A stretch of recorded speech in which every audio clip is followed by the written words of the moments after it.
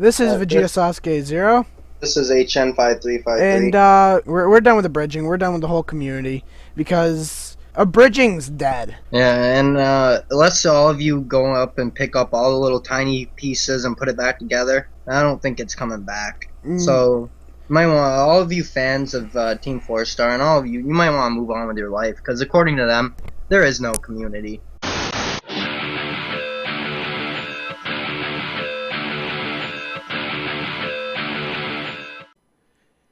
well, some people aren't having a very good 2023. Welcome back, everyone. I'm Vegeta Sasuke Zero, and welcome to the Sagas Council. Now, as some may be aware, I made a video back in 2012 called Abridging is Dead, which garnered a lot of hate because, well, people didn't want to accept the fact that abridging was on its way out. And I feel like abridging definitely has hit rock bottom. Everybody knows TeamFourStar. Everybody loves TeamFourStar. What people don't know is that TeamFourStar is certainly on its way out. The fact is that TeamFourStar has gone through a lot of lineup changes over the years, and after HBI 2K had left, they have all seemed to have issues maintaining an active schedule. And that's partially because everybody really subscribed for Dragon Ball Z Abridged, and everybody knows that everything else is kind of a bonus. Now, with that being said, we're going to get into the news. As some of you might be aware, people who know him as Kieran and Grant, also known as Lord Moonstone and Master WGS, have officially moved on from TeamFourStar, along with Christopher Zito, who a lot of people remember from Unabridged as the crazy guy. And I think that's going to be kind of his legacy on the internet, as funny as that is. The good thing is a lot of these content creators are just going to create their own channel, and best of luck to them, I guess. It's never easy saying goodbye to people that you're fans of, so I get where they're going with that. But this begs the question: what's the future hold in store for TeamFourStar? Because ever since HBI 2K left, the entire community has kind of thought, wow, the company's on its downward spiral, and we don't really know what's going on here, and that's kind of the constant theme, and nobody really knows what's going on with TeamFourStar now. And I think, if I may, I'm gonna bring this up here. So, as people remember, when episode 60 was done, I called the creative team together and said, if you want to quit, now's the time to announce it. And if you want to make season 4, now's the time to announce it. But if you do, you'll get no sympathy from me when if you want to quit later. So that kind of brings a lot into question. When did TeamFourStar decide that they were done abridging? When were they done that? When did they decide? Because when they announced season 4 at the end of the season 3 finale, they were already apparently planning BoJack, but they couldn't do it. But here, this was when they wanted, when HBI 2K said, you're going to make season 4. If that was the case, right then and there, don't you think they would have continued on? Don't you think, they would have a backup plan? Instead, they waited months on end for you guys, the Patreon supporters, to make money off of you. And then say, we give up. But you guys are fine because there's so much more content that we're making that you guys are going to love. But you know what? Then the pandemic happened, and all that content was just kind of shelved. So that begs the question: where's a lot of this content that they kept claiming that is going to come out? It's going to come out. It's not here yet. Like, they made some pilots and never really got off the ground. What's the real status of everything? They made that dub of Hells, and it was apparently such a disaster that most of the actual people who review it just look at it as if it's a wild joke, which is crazy. Well, that's the thing. This moves on to the next point. Hey everyone, we wanted to take a moment to talk about the current state of the channel. First, state of the channel, not current state, same thing. First, we want to acknowledge how slow things have been on the gaming front. One of our biggest goals was trying to give people their own creative spaces. We are at our best when we're able to, when we're being our most authentic selves. It's when our chemistry is at its best. Forcing dynamics and dragging out games past the point we were enjoying them was only burning us out, especially as we had other projects to focus on. However, 2020 and 2021 ended up putting the largest dent in our interconnectivity and overall chemistry. Basically saying, as people during the pandemic, a lot of the people who worked for this company were no longer connecting. Their friendships were damaged, similar to how it was with HBI 2K. Him in the business standpoint was very downhill at this point. So, when HBI 2K left, that shattered the rose-tinted glasses that working at TeamFourStar was a great experience, when in reality, it wasn't. And it kind of proved that with, Kieran and Grant. And Zito, but and even now we're still reeling a bit from it. To be honest, most of us felt severely isolated, and we'd be lying if we said there wasn't some anxiety, depression, and overall mental toll taken as we tried to figure out how to move forward, not just with the channel, but with our lives. But for right now, we're looking to make some changes and try to restructure it with Nick, Jesse, Kaiser, and Quinn. Things will never be back to the old ways, but if we can both accept that, then hopefully what comes next will still be fun for everyone. Thank you all for your support. Sounds professional, but the thing is, TeamFourStar hasn't been TeamFourStar for a very long time. Everybody remembers TeamFourStar from when they first started. Megami, Masako, Kaiser, Lanny, occasionally LittleKuriboh. And of course, Takahata. Everybody remembers Takahata, the breakout star of the team. He was kind of the face of TeamFourStar for a little bit when you think about it. He had the lookalike, comparisons of Loki. He had the voice with Nappa. He had the voice of Cell. He did a lot. He wore a lot of hats. He was a writer. He did a lot. The issue comes down to, where is he? We all know that he's a VTuber now. His entire persona still lives on the internet. But and of course he played Alucard, and you can't really take that away. That was his magnum opus. But here's where things, if you've noticed, a lot of the core members that I've listed of TeamFourStar, it all comes down to the fact that there's only 2 remaining members of the original TeamFourStar cast. Nick and Kaiser. Nick and Scott. Those are the 2 guys that are left. Lanny and Kaiser. Makes you think, doesn't it? What's going on with those guys? What's the future hold? We don't know. But a lot of people on Reddit, they've gone out of their way to say, quite some things.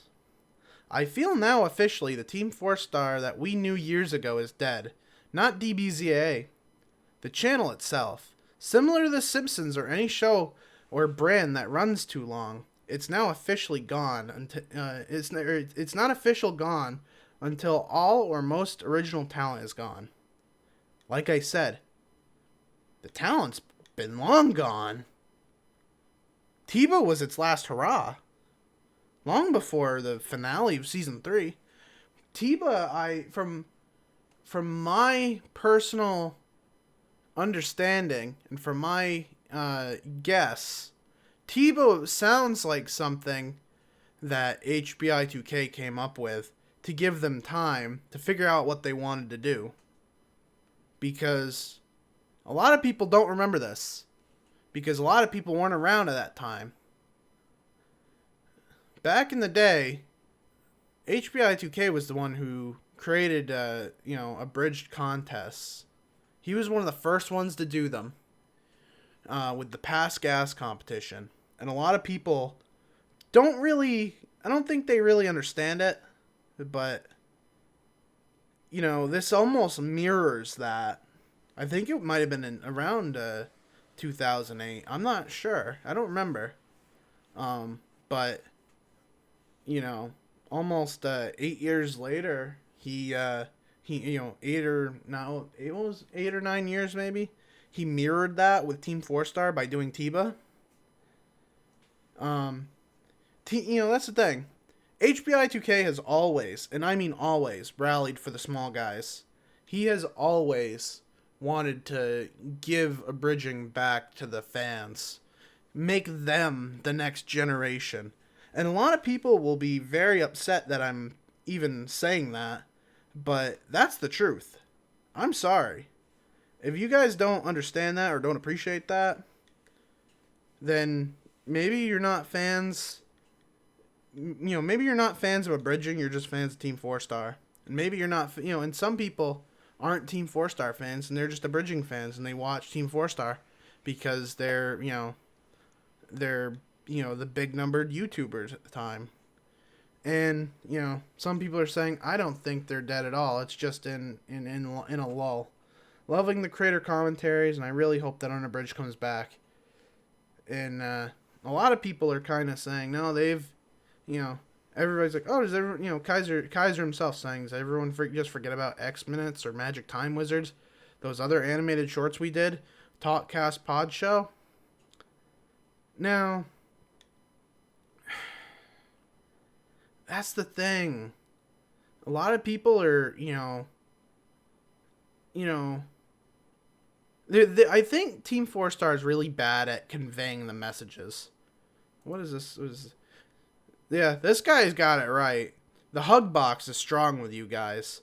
I respect Kaiser, but come on, a lot of these things are never going to reach DBZA levels of appreciation. I say that with the most respect.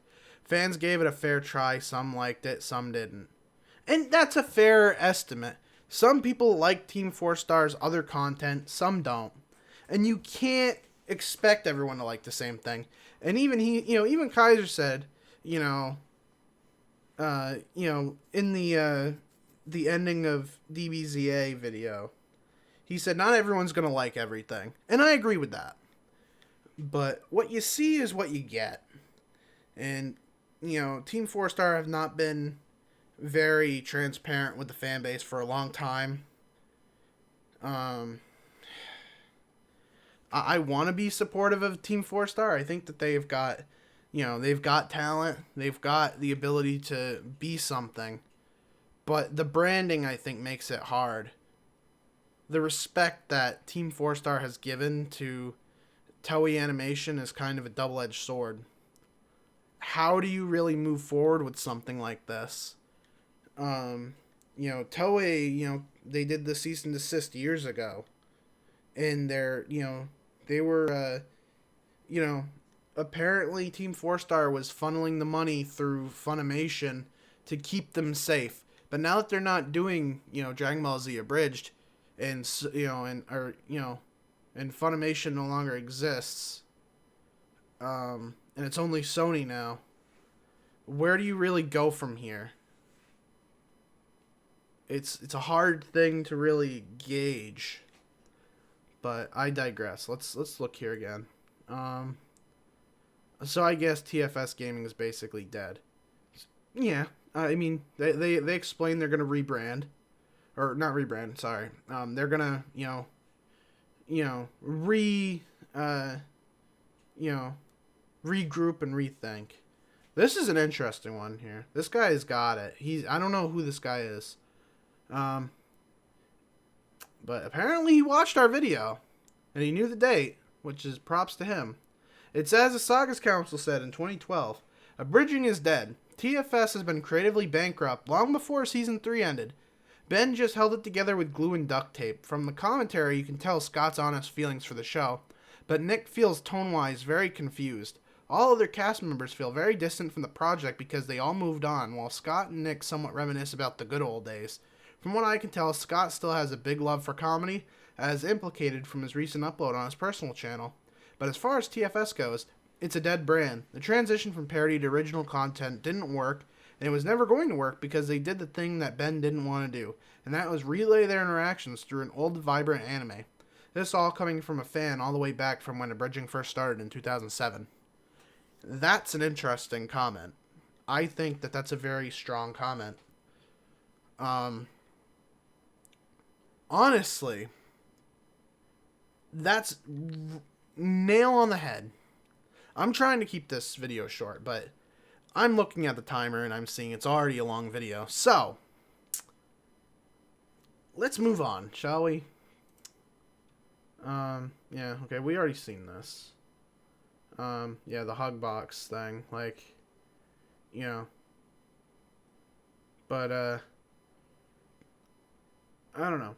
Oh, and here's another comment. I didn't realize. I think it was a preemptive to say it, but I think it was because they're trying to imply how many people are trying to suggest what to do without understanding how much work it truly is to restart projects. In the DBZA ending video, I remember you both said you didn't expect everyone to stay on board with the other projects. For a project to be successful, there should be consistency, which a lot of projects haven't had due to COVID. I think people are asking the wrong questions about everything. First, people said Abridging was dead, then people said DBZA was dead. Now with the news that 3 members are leaving, they think TFS itself is dead. You guys are the only ones who can give us a true answer, so the best thing that people can do is wait for an official response that is thought out, rather than make accusations or speculate. I think that's a great point. It's just, I don't watch everything, but the stuff I do, I adore to keep revisiting multiple times per year. Current segment of dev commentary you and Nick are doing are among my favorite videos you guys have done yet. I think it's the most creative, not even really the most creative thing they've done. I think it's the most valuable thing that they've done in a long time. It's hard to do something creative like that. And it's hard to revisit things that you don't 100% remember. That I also think is the issue. TeamFourStar are not 100% giving us a lot of what, the true facts. And they're leaving things out because people like Takahata are not there to chime in. But there was a point in the commentary where everyone was, remembering the incident with Vegeta 3986 in the Naruto Abridged movie. And that brings up a very interesting point, which I'll also go into because I have it here. But there are some, and this is about another content creator named Gozar. For those who don't know who Gozar is, he created a Dragon Ball Z parody a long time ago called Alternate Reality Dragon Ball Z. Now, this was from Kaiser back in 2012. First off, we didn't abandon our series from Dragon Ball Z, or I think he meant for Dragon Ball Z. TMS cease and desisted me. That was in regards to Lupin Abridged. Moscow got sick of working with someone who wasn't very good. Which, again, this comes back to how Vegeta 3986 was very poorly treated. Everybody said he left Dragon Ball Z Abridged due to working in Japan as a teacher. he came back to work on Naruto Abridged because he, seemed like he didn't like unfinished projects, and him and Masako had a lot of falling out issues. Like, him and Masako were fighting a lot. In an interview, Masako said it himself that Vegeta did most of the writing, and he did some, pass-throughs on the script to, fix some clunky dialogue. Masako did edit the series, but Vegeta was mostly the writer, so there was a lot of inconsistencies between the two. And in the end, the series that got to continue ended up being Vegeta with Canadian Jutsu and Zero Master. But it was a short-lived revival. If they end up doing more episodes, that'd be nice, but Zero Master, he's doing VTubing now, so most likely not likely to see a return to form. Lanny found he was flat out having more fun with Dragon Ball than Yu Yu Hakusho anymore. Oh shit, what a sellout. Well, it kind of was a sellout moment because Lanny needed a new computer, and he only really made episodes on the new computer to appease the fan base who helped him raise the money. And then the last thing he did was the Rescue Yukina arc, which was a good swan song for the series, but people were upset because he didn't do the Dark Tournament. He could have if he wanted to. He could have even taken on, outside help. He chose not to. That's on him. If he really only ever wanted to focus on Dragon Ball, Taka wouldn't have started and I wouldn't be editing Hellsing. We're dedicated to the series because it's a huge undertaking. To be fair, Kaiser seems like the one who really loves Dragon Ball Abridged, and I think that that's good for him. I think he matured a lot over the history of, DBZA. Speaking of selling out, yes, we sell shirts and go to conventions. What's your point? How does this affect the product? If you honestly think it does, you never had enough respect for us as people to begin with. The shirts and the conventions are separate from our work, and we've always made sure to never, ever let them affect it. The closest thing has been the commercials, which we keep out of our episodes. I don't know what made you so pissed with us. We enjoyed your work. I sure as hell enjoyed working with you on that Lupin dub. We had a ton of respect for you. Then you went out of your way to be a giant prick to us for no good reason. That's the thing. The shirts is the first indication of let's see how much we can get away with as content creators. Let's see if we can make money on this. To which they did. They went out of their way to really push for that. And I think that was a giant undertaking of how much they could get away with. But boy, I don't know. That's a tough one. I don't want to spend too much time on just thinking about how the shirts affected the eventual Patreon, but it was kind of a giant mess at the time. Still kind of is.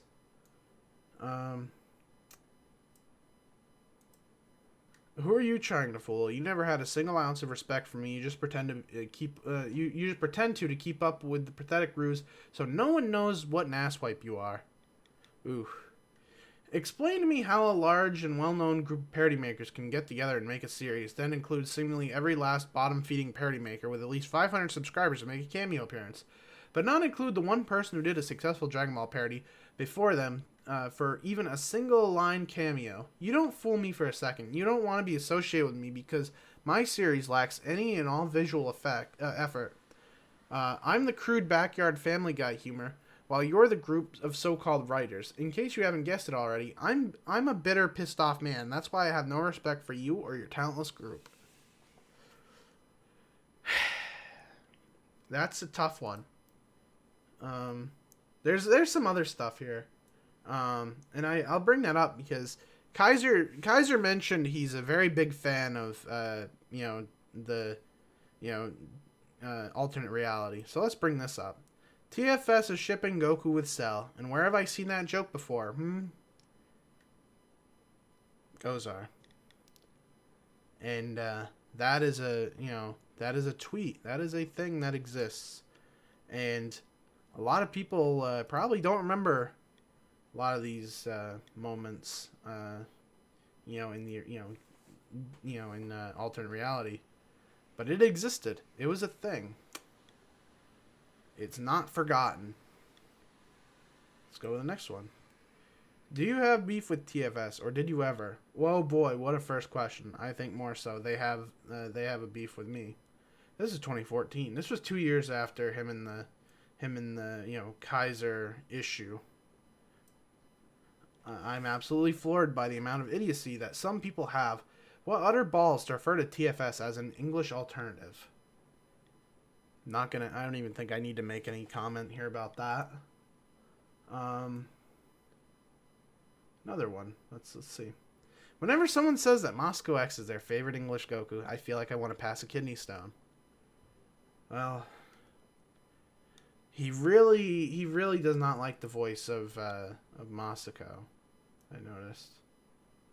This is an interesting one.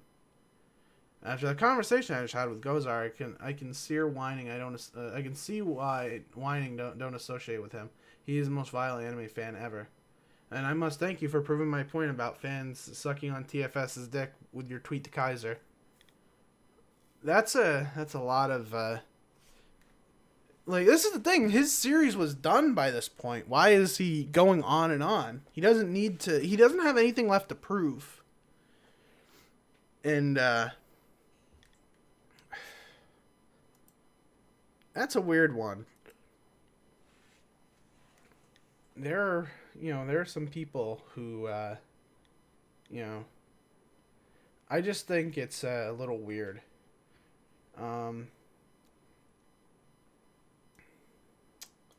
There were some other tweets I wanted to bring up. So did you quit? Rumors flying around of you leaving TFS.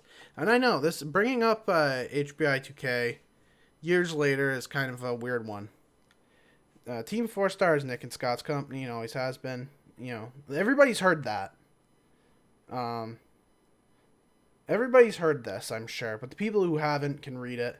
But he says there's no hard feelings, but if you watch if you go back to some of his older streams, it'll bring up enough to say that there is some bad blood. I don't care what anybody else says. It seems like there's some bad blood there. In the commentaries, they don't even want to address HBI 2K's contributions to the company, to the series. He did a lot for this series, and it just seems like they just kind of forgot about him.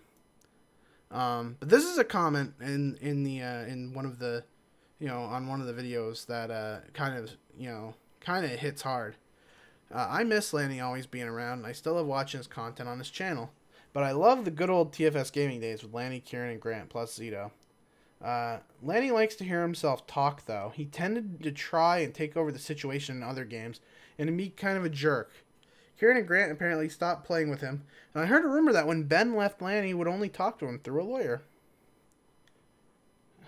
Lanny is kind of dominant, but I did not know he can be a jerk. I do know he made Kieran feel bad accidentally during Pokemon Nuzlocke stream where he let a few Pokemon die. But I always thought Lanny had his heart in a good place. Hope Grant, Kieran, and Lanny do not have any issues. It fuels the fire. And it makes you wonder, where does TFS go from here? I'm interested to know as a fan. As somebody who watched TFS from the rise all the way to the fall. And with that, we'll go to the final thing. This. LittleKuriboh. He, yesterday he posted, as of this writing, he posted, about, fans, nobody in the anime industry owes you an explanation as to why they changed things in the adaptation. Person. But what am I supposed to do if they won't explain it to me? Assume that there was a reasonable explanation and it was approved by the Japanese studio. Basically, he's upset about localization. He's upset about Americanization of anime. Anime that he made a profit on from day one. You know, maybe not a monetary gain, but it was a profit in terms of popularity. Things like that. And for the people who aren't aware, when I first got into Abridging, I sent some of my videos to him, and he told me, "You're not funny. You will never be funny. So, stop making videos. Never make another video again," he told me. So, that's a thing. He told me that. But yet, when I made Abridging is Dead, he took the concept, he wanted to make fun of that. He saw that it was a trendy thing to do, because everybody else, was hopping on it. They thought it was a great tagline. And a lot of people still remember that tagline of Abridging is Dead. And they use it. They run with it. And I'm one of the only, people to have an Encyclopedia Dramatica page as a member of the Sagas Council, along with LittleKuriboh. That existed. That was a thing. And, if I'm as dramatic as LittleKuriboh, boy, that's a mess. Like, LittleKuriboh here, he got 4 kids to trend. A company that's been out of business for years. He got them to trend, which is nuts. He's that upset about the anime industry as someone who claims he is not an anime fan, and someone who has a history of letting other people write and edit for him. His ex, basically, from this might be an allegation, or it might be just a rumor. People are saying his first wife was one of the ghostwriters for the first 30-something episodes, maybe, of Yu-Gi-Oh! Abridged. And that might be a stretch, but it might explain a lot, actually. He's gone on the record to change his story multiple times throughout the years. At one point, he said he marathoned through all of Yu-Gi-Oh! And now he's claiming that he wasn't an anime fan at all. He never really bothered to watch it.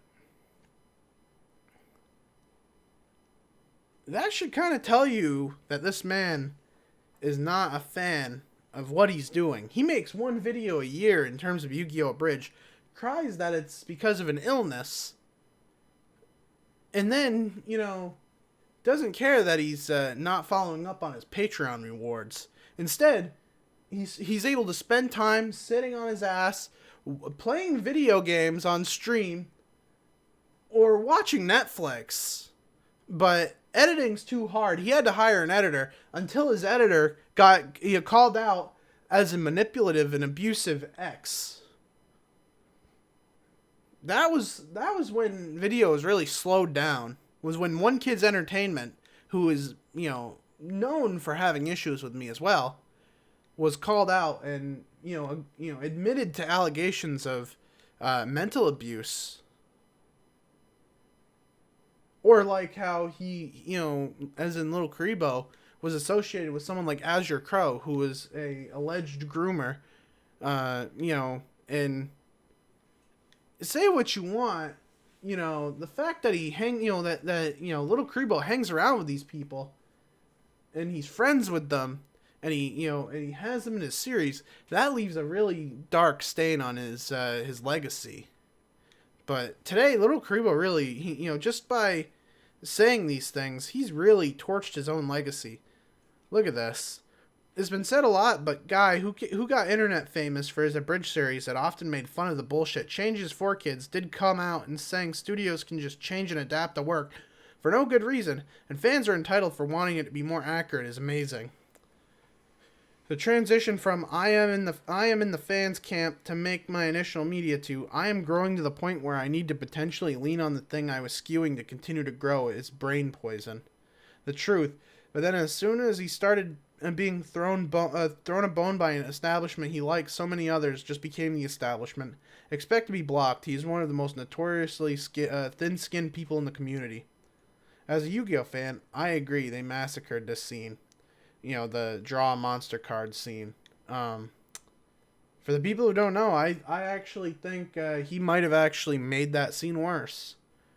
It's very laziness, fair way to go about it. I got his point about not harassing the people, but if he just said it that way instead of just accept shoddy work and don't contemplate why it's shoddy, a rather silly Billy move. Something something, you become what you swore to destroy. Something something. I mean, that's weird to me, but to be honest, I don't watch anime to even know about any of that. Yep, there you go. There's the words from the man himself.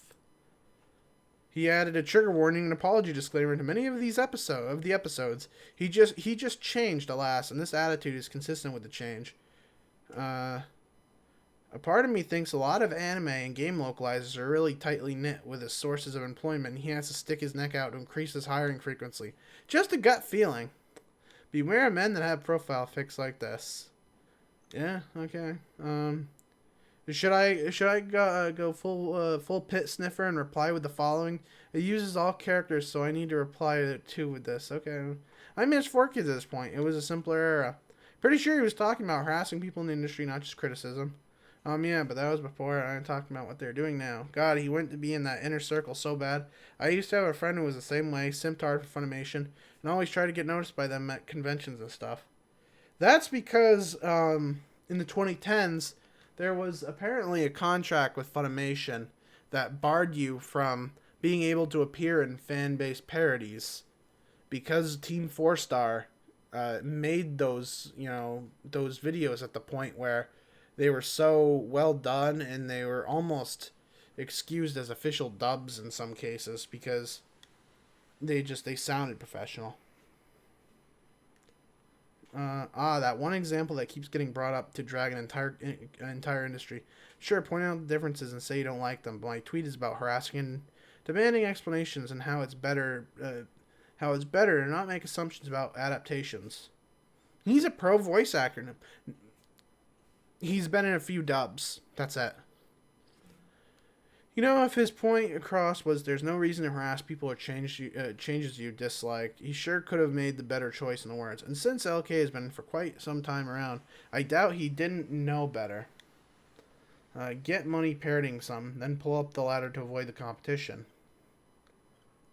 That's weird. I don't watch anime. Person commenting about anime. That tracks. Yeah. A lot of people are pointing this out.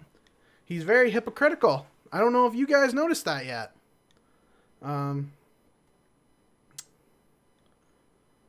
Yeah. I will say this. LK is the biggest crybaby out there. He blocks most people who straight up don't agree with him. Where's the lie? He blocked me because, one, I made a comment about Mon Mothma and how important she was to to women being action heroes, essentially being an important part of the integral plot, and he didn't agree with that, and he blocked me because he was grasping at straws. So instead, he decided he wanted to bring up the Abridging is Dead video and say, you were harassing my friends. When, yeah, well, we were also pointing out a lot of flaws in the community that he refused to help fix. He was the cause of a lot of the issues to begin with. And instead, he would rather argue about it. That's fine. I don't really care either way. But it is what it is. Do what you gotta do. I don't care at this point. But this is probably my favorite one right here. The fucking guy calls asking a question more than once harassment, and expecting an answer as entitlement. Meanwhile, demanding that entire fandom write approved dissertation seeking answers which he acknowledges will be completely ignored. Fuck this clown. I think this guy said it best. I really do. And with that, I'll say one more thing, and then we can end it here.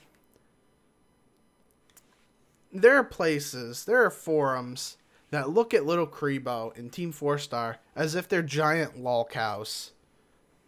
Places like Kiwi Farms and places like Dead Horse Interchangeable. A lot of people, and I mean a lot of people, look down on pretty much everything that TeamFourStar and LittleKuriboh are doing. Boy. Don't get me started on this.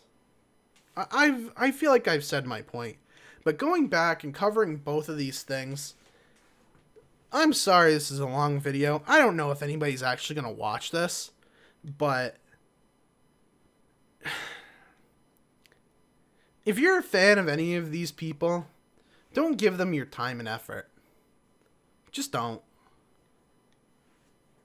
I've tried to make my point for years, and I feel like I'm at my wit's end here. As for the Sagas Council, you can pretty much say this might be our last video. There's nothing really more to it than that. I've rambled on about these guys for years, and there's nothing left to really say. TeamFourStar is a dying brand. LittleKuriboh just basically torched his career in a matter of minutes by saying really stupid things. And people are finally understanding that these people are stuck on Patreon and they're not delivering their, the videos that are promised. What a mess. Fuck TeamFourStar and fuck LittleKuriboh. Just fuck them as people. Like, they're, just the way that they milk the fan base. They're fucking terrible people. What can I tell you? I'm sorry. Like, I respect Kaiser, but, I respect him more than I respected him 10 years ago. But you know what? This guy hasn't changed. Lanny's gotten worse. HBI 2K, he was probably the only one with a brain that decided he wanted to leave because just it wasn't profitable for him as a human being. He felt that, streaming Legend of Zelda got him more mental health, more peace in his mental health than being a part of a dying brand. Because he didn't see there being a future for that brand, I'm sure. Dude went and made a whole article about how he tanked his company. What a mess. If you guys want to support this, you guys want to support TeamFourStar, go ahead. You guys want to support LittleKuriboh, go ahead. But understand that you guys are supporting, people that are, long past their prime and they have nothing to offer you. Go support other Abridgers. Go support, a lot of the up-and-coming guys. Like Schmuck Squad are doing alright. Despite them having had to deal with a groomer. But everybody in the Abridged community has dealt with groomers at this point. It's been that way since 2011. It's very unfortunate. But, that's just the reality of it. They handled it with a lot more grace than people like TeamFourStar did. They just quietly exited communication with the groomers.